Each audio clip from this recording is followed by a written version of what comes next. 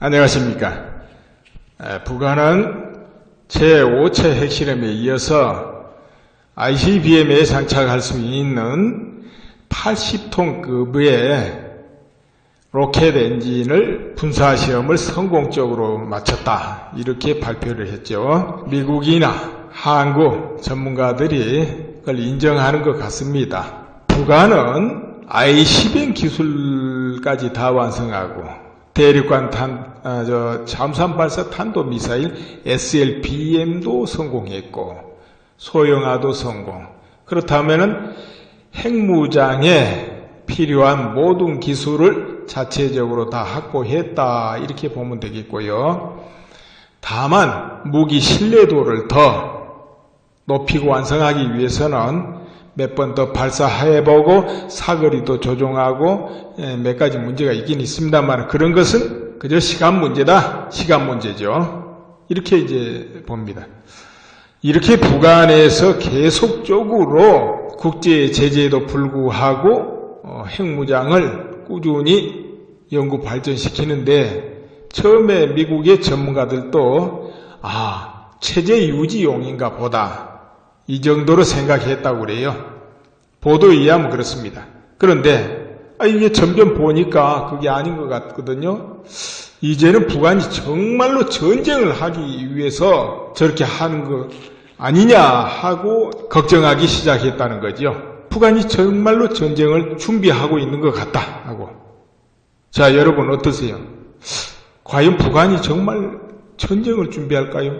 그래서 그렇게 미국을 때릴 ICBM을 완성하려고 그렇게 할까요? 또 잠수함으로 미국 해역 가까이 가서 탄도미사일을 발사하려고 할까요? 여러분이 북한 통치자라고 생각하면 어떻게 결정하겠습니까? 과연 무모하게 미국을 공격하고 전쟁을 해서 어떤 일이 있을까요? 그건 아닐 겁니다. 세계 어느 나라도 미국을 공격해서 이길 수 있는 나라 없습니다. 또 그렇게 해야 될 이유가 없어요. 재래전도 아니고 핵전인데 그건 아니고요. 그렇다면은 남한을 공격하려고, 남한을 왜 공격합니까? 남한은 뭐 쑥대밭을 만들어서 평지로 만들어야 시원하겠어요? 북한이 남한을 적과 통일해도 남한이 온전하게 좋죠? 왜 그것도 아닌 것 같지 않아요? 그렇다면 체제 유지용이다. 그건 더더욱 오바지요. 체제 유지용이라면은 굳이 ICBM이라든가 SLBM을 완성해서 미국하고 싸울 듯 하고 이런 거 할 필요가 없지요. 그저 핵무장을 어느 정도 하고 남한만 인질로 잡고 있어도 돼요. 핵무장을 한 정권을 외부에서 어떻게 공격을 하고 무너뜨리겠습니까? 자체적으로 내부적으로 붕괴되면 몰라도 쉽지 않지요. 북한이 핵무장하고 가만히 있는데 공격해가지고 뭐 무너뜨리고 그런 모험을 하려 하겠습니까? 어느 나라가 해요? 안 하지요. 핵무장하고 남을 공격하겠다 이어하니까 무너뜨려 볼까, 뭐 어떻게 할까 이럴지 몰라도. 안 그렇습니까? 만약 북한이 체제용이라면 굳이 ICBM까지 필요가 없다는 거죠. 그렇다면 왜 ICBM을 기업고 완성시키려고 그러는가? 미국 본토 어디라도 파괴할 수 있는 그 무기를 만들려고 하는가? 이것은 목적이 딴 데 있지 않나, 이렇게 의심을 해볼 필요가 있습니다. 그럼 어디에 있다고 봅니까? 남한을 적화하는데, 적화 통일하는데 어떤 요소가 있어야 되겠습니까? 왜 이런 적화 통일 이런 말씀 지금 이 순간에 드리냐면, 북한은 지난 60년 이상 그 오랜 세월을 남북 통일을 염두에 두고 김일성 때부터 3대를 이어서 그 작업을 해오고 있습니다. 일관되게. 우리 남한이야 뭐 정권이 또 바뀌다 보면 또 정책도 바뀌고 그러지만은 북한은 그게 안 바뀌잖아요. 그때부터 일관되게 해오는 게 뭐가 있느냐? 핵무장이죠. 어떤 경우라도 핵무장 완성하려고 그때부터 노력했습니다. 또 전국토 요새화, 모든 북한의 모든 시설을, 주요 시설은 땅속에 집어넣는 겁니다. 왜냐? 공중으로부터 쏟아지는 폭격을 피하기 위해서, 견디기 위해서 그러는 거죠. 예, 워낙에 6.25 때 호되게 이제 폭격에 당했습니다. 평양 시내 그 건물이 좀 온전하게 남아있는 건물이 하나도 없었다고 그래요. 그뿐만 아니고 북한 전역의 미군기의 폭격을, 유엔군이죠. 그 당시 유엔군의 폭격을 받았습니다. 그때의 폭격은 융단 폭격 마구 그냥 들어붙는 거예요. 지금이야 주요 군사시설만 쪽집게 공격을 하지 않습니까? 꼭 찍어가지고. 그때는 그냥 들어붙는 거예요. 도시 상공에다가. 뭐 오죽하면 피난민 중에 하도 폭격을 해서 살 수가 없어 넘어왔다. 이런 분들이 있겠습니까?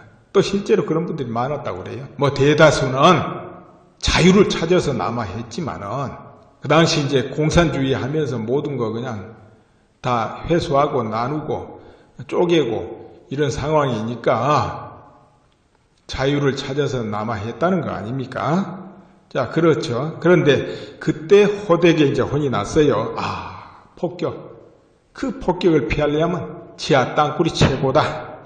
이런 경험을 했기 때문에 박정희 대통령 서거 전후까지 계속 이제 땅굴 작업을 했죠. 그래가지고 거의 이제 그 당시 이제 완성했다고 그래요. 지하 땅굴들. 웬만한 군사기지 다 들어가고 비행장까지도 지하에 들어가게끔 이렇게 했으니까요.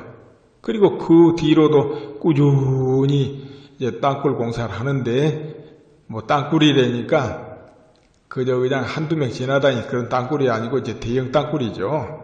평양에서 함흥까지 뚫려 있고 뭐 신의주유까지 뚫려 있다 이런 말도 있습니다. 이제 탈북자들이 전한 바에 의하면 곧 전쟁 나서 탈출할 때 지하로 바로 탈출할 수 있다는 거죠. 그렇게.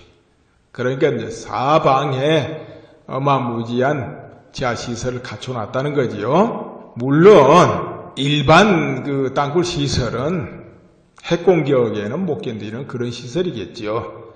뭐 스위스는 국민 80%가 핵공격을 받아도 살아남을 그런 든든한 지하 빵가를 다 건설해놨다 하지만 북한은 그런 정도는 아니고 국민 전체가 들어갈 지하시설은 있지만은 핵공격을 피할 수 있는 그런 건 아니고 재래식 공격에 살아남을 수 있는 그런 시설이겠죠. 그러나 북한의 주요 요인들은 핵공격을 방어할 수 있는 그곳에서 근무하고 작전지휘를 하겠죠. 아무튼 그렇게 해오면서 그 뒤로 끝없이 땅굴을 파게 되는데 김일성 이런 발언을 했다고 그래요. 하나의 땅굴은 핵무기보다도 위력이 있다. 이거는 이제 땅굴 공사로 해서 남한 쪽으로 내려오는 거죠. 그래서 1, 2, 3, 4 땅굴이 휴전선에서 이제 발견되게 됩니다. 1, 2, 3, 4 땅굴. 그렇게 북한에서 수십 년에 걸쳐서 지속적으로 한 것이 뭐냐?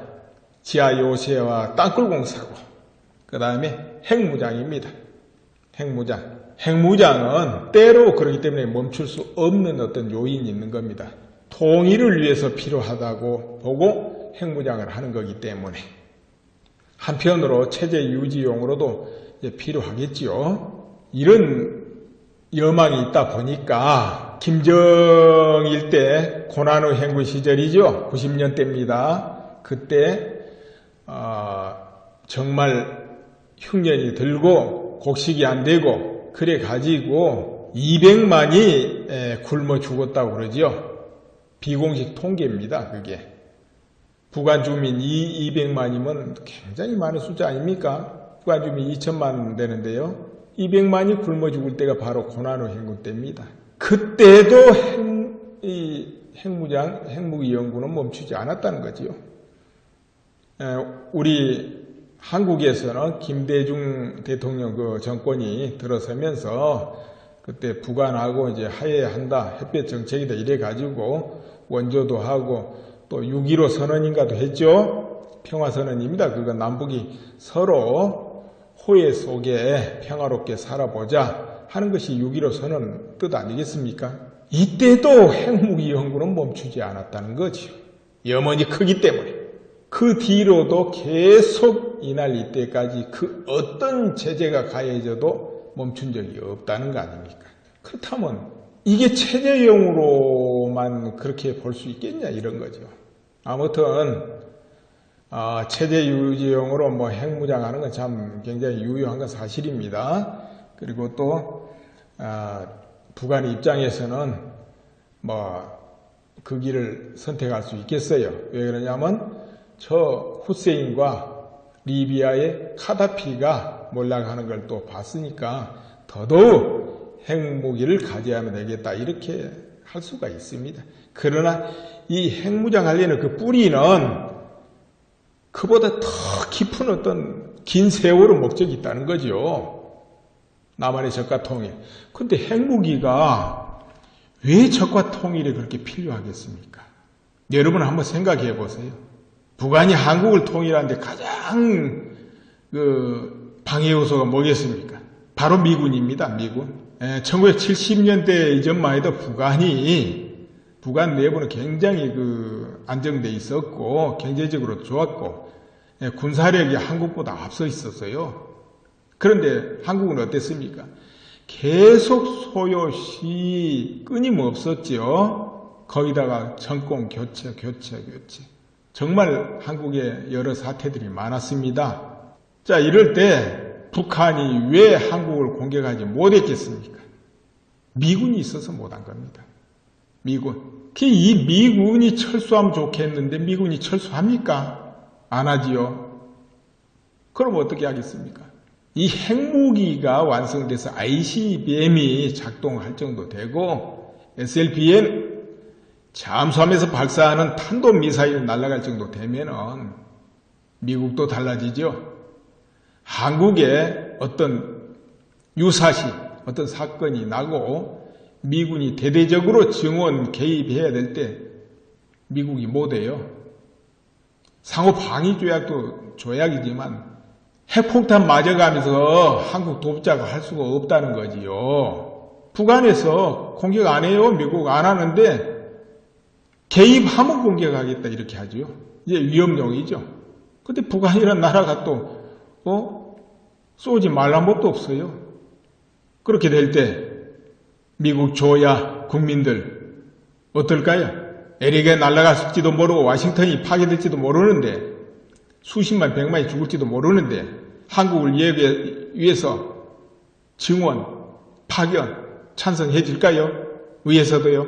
아마 어려울 거예요. 그걸 노리는 것 같아요. 핵무기는 미국 견제용이다.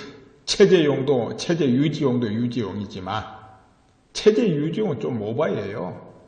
아까도 말씀드렸죠. 체제 유지용이라면 그저 핵무장하고 한국만 인질 잡아도 충분해요. 그렇다면 핵무기로 미국만 붙잡아 놓는다고 남한 적화가 가능하겠습니까?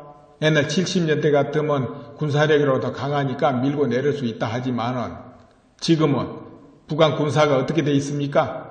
전쟁할 능력이 없다 합니까? 기름도 없고 다 녹났으니까 뭐 탱크고 비행기고 온전하게 제대로 없으니까 그러면 그런 거 다 놔두고 특수부대로 그냥 밀고 내려온다? 그 사전에 다 또 들통나지요. 감청되고 정찰이서 등등으로 다 확인하니까 어떻게 갑자기 밀고 내려와지겠습니까? 지금은 이제 어렵지요. 그런데 뭐가 있어야 이 한국을 공격할 거 아니에요. 전쟁을 통해서 공격한다면 이제 평화적인 방법으로 하는 방법이 또 있어요. 그건 조금 이따 말씀드릴게요. 전쟁을 통해서 한다면 반드시 뭐가 있어야 돼요. 뭐가 있을 것 같습니까? 뭐 숨겨진 게 뭐가 있어야 돼요. 뭐가? 그러면 이제 우리가 가정을 한번 해볼까요? 지난 15년, 20년 동안 계속 밤중에 지하에서 갱차가 굴러가는 소리가 난다. 쿵쿵 폭파하는 소리가 난다. 뭐 들들들 소리가 난다. 그런 수없이 신고가 있고 그것은 북한에서 파고 내려오는 땅굴로 굴착 소음이다 해가지고 그것을 찾는 민간인 단체들이 있었고 또 국방부에서도 많이 뚫어보고 이제 한 걸로 알아요. 그 민간단체들은 그렇게, 이제, 소리 난 곳을 시추해가지고 녹음기를 넣어서 내부 음성을 녹음하고 또 이거는 분명하다. 안에서 녹음하는 거, 녹음 소리 들어보니까 이건 틀림없다 해가지고 파가지고 굴착을 하는 경우도 있었습니다. 포크레인으로 땅을 걷어내면서 바위가 나오면 또 깨가면서 들어가면은 20-30m 파는데도 뭐 한 달, 두 달 걸리지요.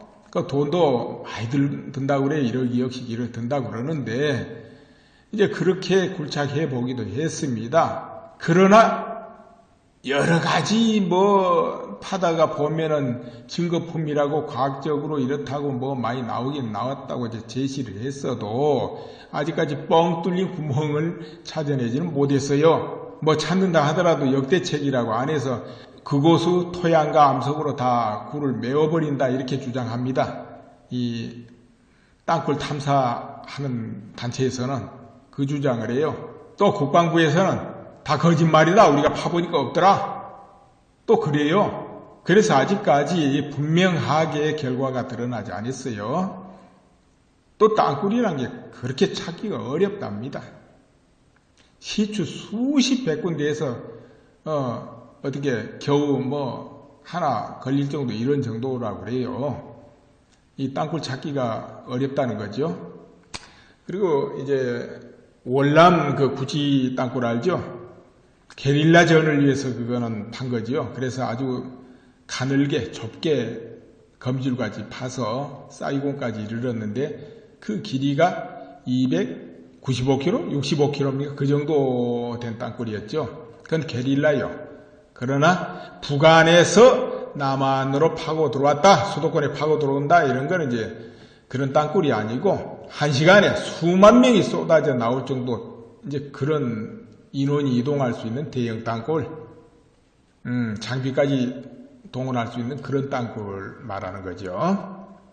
그러니까 그런 땅굴은 게릴라용이 아니기 때문에 평상시에는 사용 안 하고 유사시에 딱 한 번 사용할 수 있는 거겠죠. 용도가 이제 다르다고 봅니다. 용도가 달라요. 자, 그런 땅굴이 들어와 있다. 탐사단체에서 이제 주장을 하고 자기들이 그동안에 파서 여러 가지 파낸 증거품들을 제시하기도 하고 이제 그래 온 겁니다. 지금까지.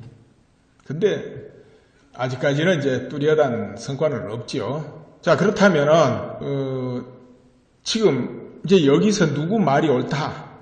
땅굴 들어왔다는 사람들이나 부정한 사람들 어느 쪽 말이 옳다를 떠나서 수도권에 땅굴이 들어왔다고 가정을 해보고 이야기를 해봅시다. 수도권에 땅굴이 들어왔다 가정하고 수도권에 땅굴이 이제 그 탐사하는 사람들 이야기로는 여러 갈래 들어오고 지선이 또 갈라지고 그 출구가 400군데는 된다 이렇게 이제 말을 해요. 그러면 뭐 비슷하게 우리가 인정을 하고 가정을 해봅시다.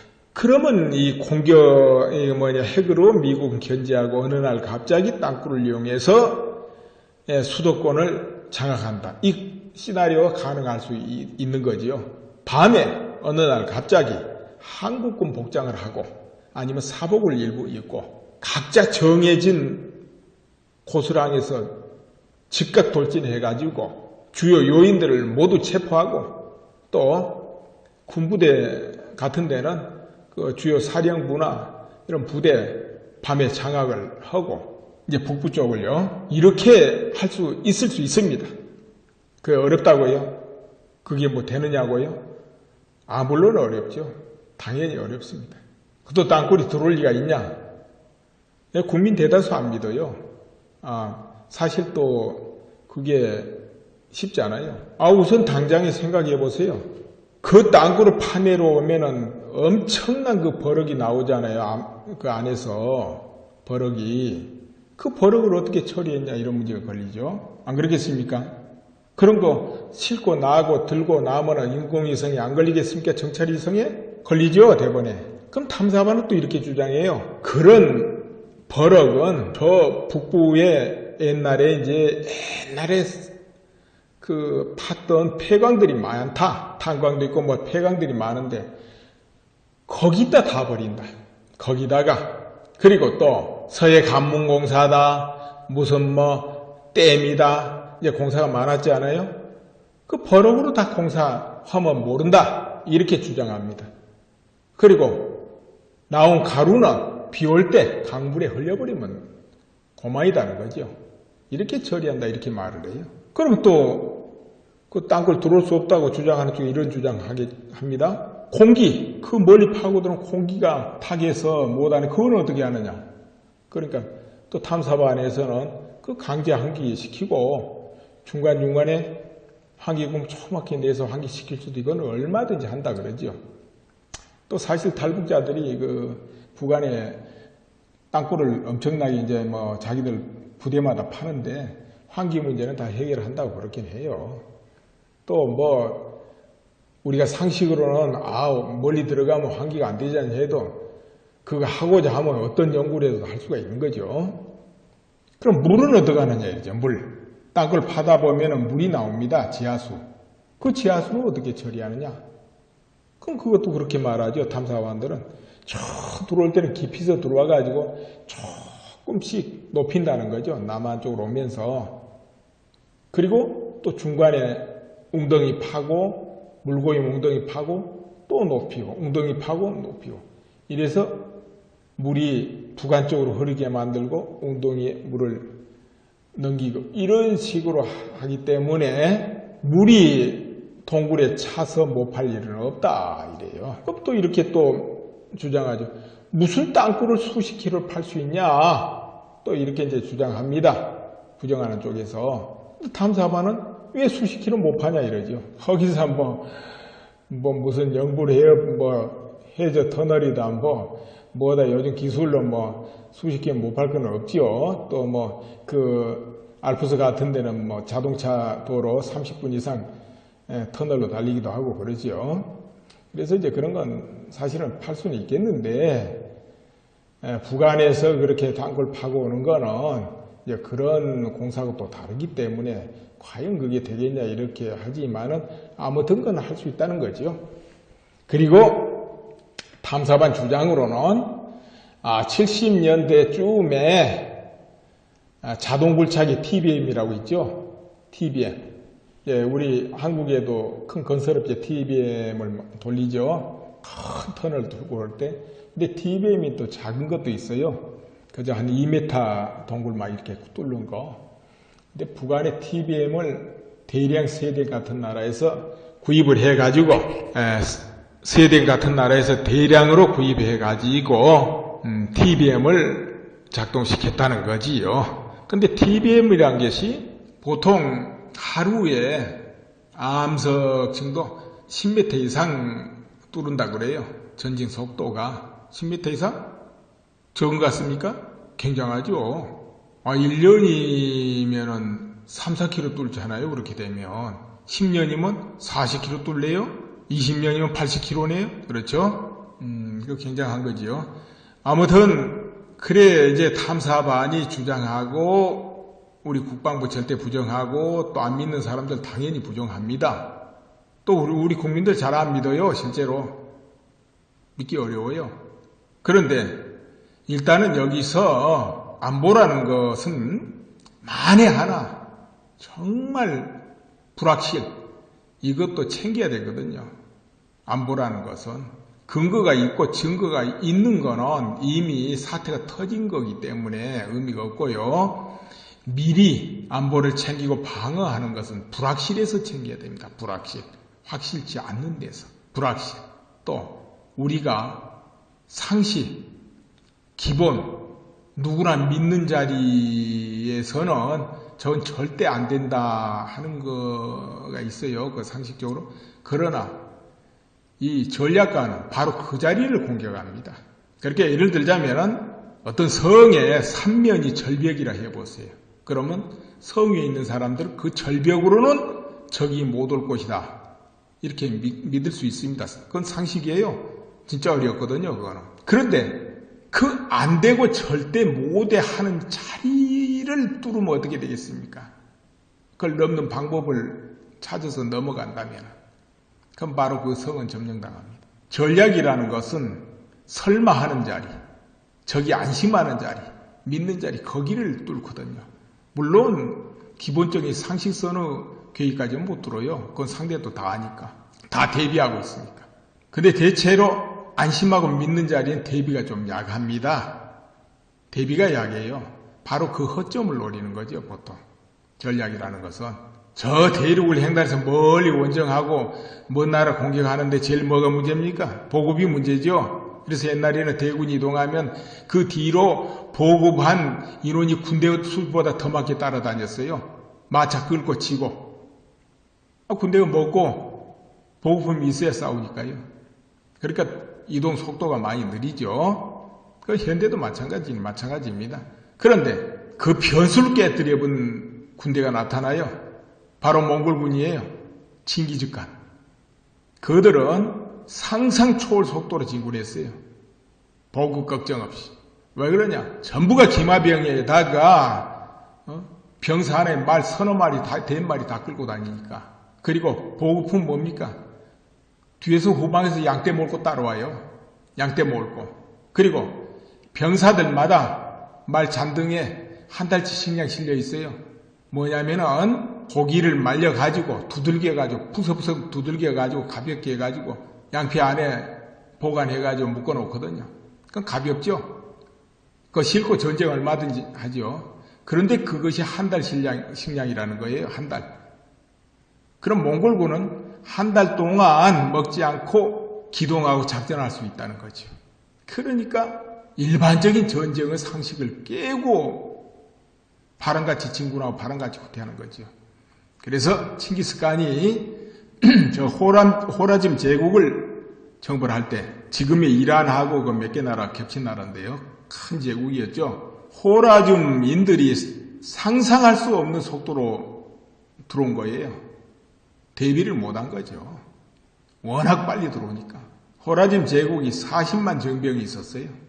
40만 군대가. 그들이 격파당했습니다.